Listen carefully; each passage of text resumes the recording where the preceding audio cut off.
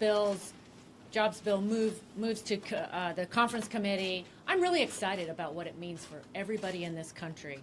More opportunities. And I'm especially proud that it builds on the legacy of the ABLE Act for families who have saved for their son or daughter's college tuition, which is no longer needed.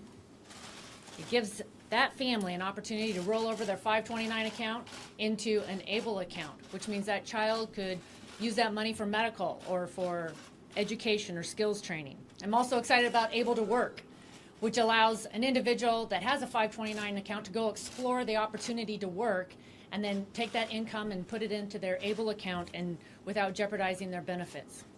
With this bill, we are making it easier for everyone to reach their full potential. And that's part of the reason I've invited Representative Kristi Noem to join us this morning. She's been a champion for this bill and what it means for families in South Dakota as well as all across the country. We are getting closer to sending this pro-growth, pro-family tax reform plan to the President's desk.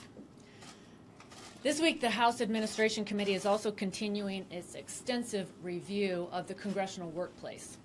And they will be having a hearing on Thursday to examine what changes need to be made to the Congressional Accountability Act to prevent sexual harassment. This law has not been updated since 1995. It's long overdue, which is why the House administration's work is so important.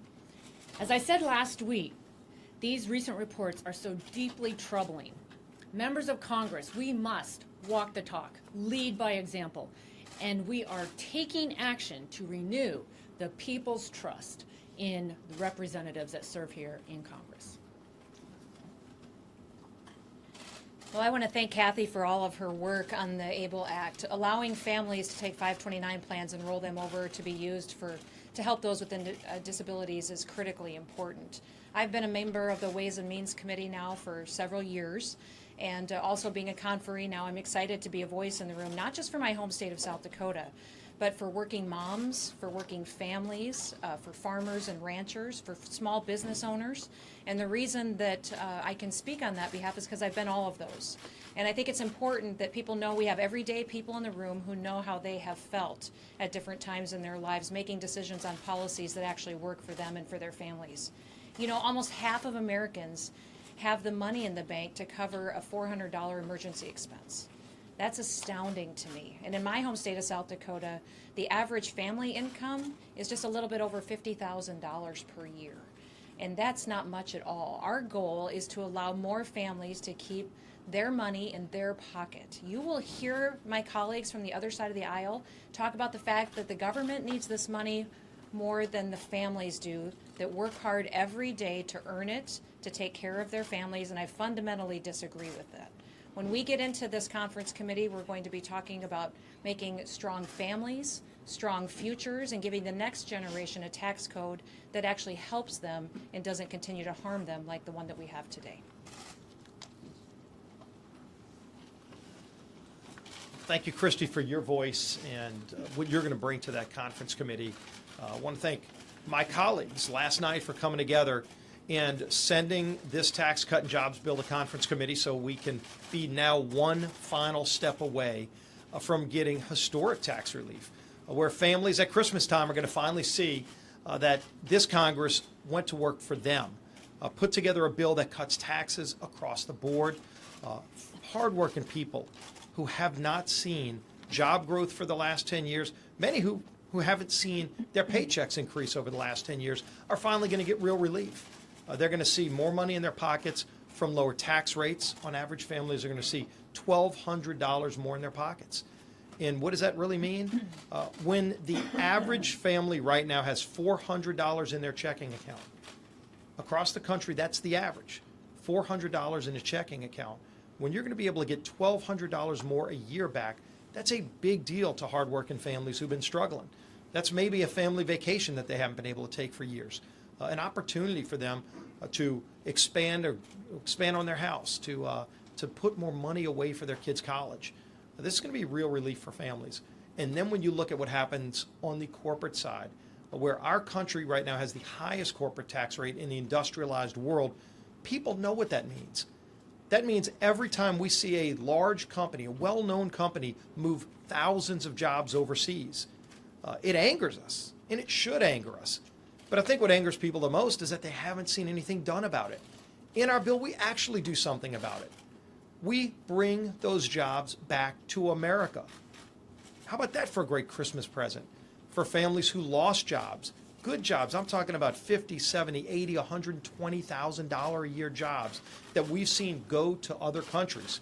Now, these are countries we like, friends of ours, Ireland, Canada, other countries that have been happy to take our jobs.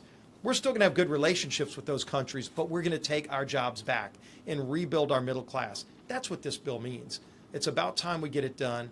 I'm really glad that we took one more step last night, but now we're at the final step. We're not only in the red zone, we're at the 1 yard line. We're going to get this done before Christmas, and President Trump is ready to sign this bill that will create jobs and make America competitive again. Good morning, but before I speak, I first want to tell those in Southern California that are battling another fire. This is a devastating fire in Ventura that it's just blocks away from the City Hall. We've already had one fatality. Not just our thoughts and prayers are with you, but any equipment or resources from the federal government, we will make sure it's provided to work and create the synergy with those in the state and in the city. And to the first responders, we know what's been called upon this year, from the hurricanes to the fires, and we thank you for continuing to be there and be there in the time of need right now. I do want to thank Kathy McMorris Rogers for her work on the ABLE Act. It took a great deal to get that to fruition. To Christy Noem, not just being a member of Congress, not just being a conferee, but living through the experience of the difficulty in the tax code, what can it do to a family in a punishment zone, but also see what it can do to be able to grow an economy. I'm proud that she's actually a conferee to actually finish this job. To the American public, every time we get one step closer, the market goes up even higher. We're already beginning to see the benefits of really where America wants to go when it comes to the tax bill. For anyone that has a retirement account invested in a 401k, you've already seen a benefit continuing to rise, with more than 58 times the market has set a new record. To the members, when we called back a day early to make sure we can get to conference, to get this done before Christmas, I thank you. But most importantly, for those across this country, that at the end of the day, beginning in a new year, when they check their check and they see the income is even higher, or for the new jobs that are going to be created. This is why we continued to run for office. This is why we said we would accomplish that goal. I know we're close, but we have to finish the job. So in a short time frame, you will find the conferees will work together. I know the Senate and House will find common ground. At the end of the day, we'll get this bill through, not for Congress, but for the American people. That we continue to create more jobs, have a tax cut, and see that the next generation gets the benefit of the generations in the past, that they can continue to improve. First of all, I want to give credit to the Senate Republicans for passing their version of the Tax Cuts and Jobs Act last week. I've said it before and I'll say it again. Doing something as monumental as tax reform, it is not easy. The forces of the status quo are clearly stacked against us. But guess what? We're doing it. The House has acted. The Senate has acted. Congress is getting rid of these loopholes that have too long benefited special interests at the expense of normal American working families.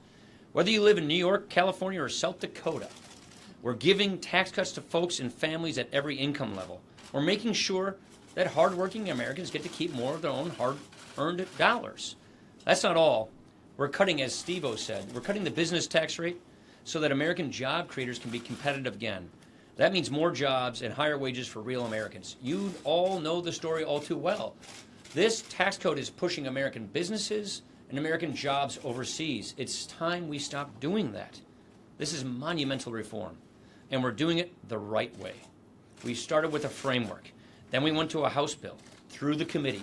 Then we went to the floor. And now we're going to a conference committee, using the regular order process, working with our members, getting interaction at every step of the process. That is how we should be writing laws here. Last night, we passed the motion to go to conference to reconcile these two good bills. The conferees, led by our faithful leader, Chairman Kevin Brady, have a lot of work to do, but they're going to get this done. They're going to make this legislation the best it can be. They're going to make it better than what we've already seen. The American people deserve that. The American people deserve a simpler, fair tax code, and it's high time we get out of the stagnant growth we've had since the Great Recession. This does that.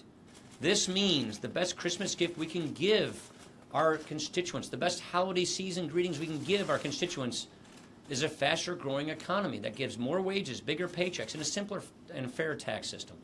That's why we're so focused on getting this done. That's why we're so excited to be here working on solving people's problems. Questions? You said as recently as last month that you opposed the Alexander Murray bill, and I was wondering if that is still accurate, if you still think the best path for Congress is to work on fully repealing and replacing the bond. Well, of course, I think that's the best way we can go, but we're going to have continued discussions with our members here in the House and across the aisle about the best way forward. We think health care is deteriorating. We think premiums going up through the roof. Insurers are pulling out, and that's not a status quo that we can live with. Juan. Leadership apparently is pressing forward with a December 22nd CR. Do you believe you have 218 Republican votes to pass that Yeah, CR? I feel like we're going to have a majority. We're going to have 218 for passing the CR we had this week.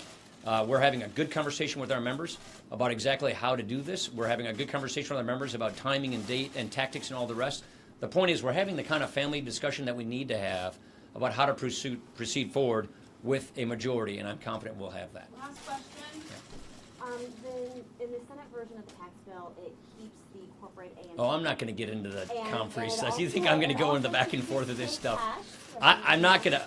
We'll let the conferees wrestle with this. I'm not going to go into the, nitpicking the conferees. So, okay, second to last question, or last question. Andy, sorry. So, in response... You can ask me a conference. Can we weigh in on a conference question? In response to Scott's question, you did explicitly say whether you still support the December 22nd date. Is that what We're having a conversation with the members on what we think the best date forward is to go. You'll see when we bring the bill to the floor. Thank you.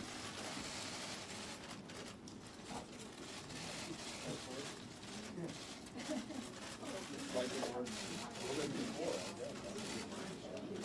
guess?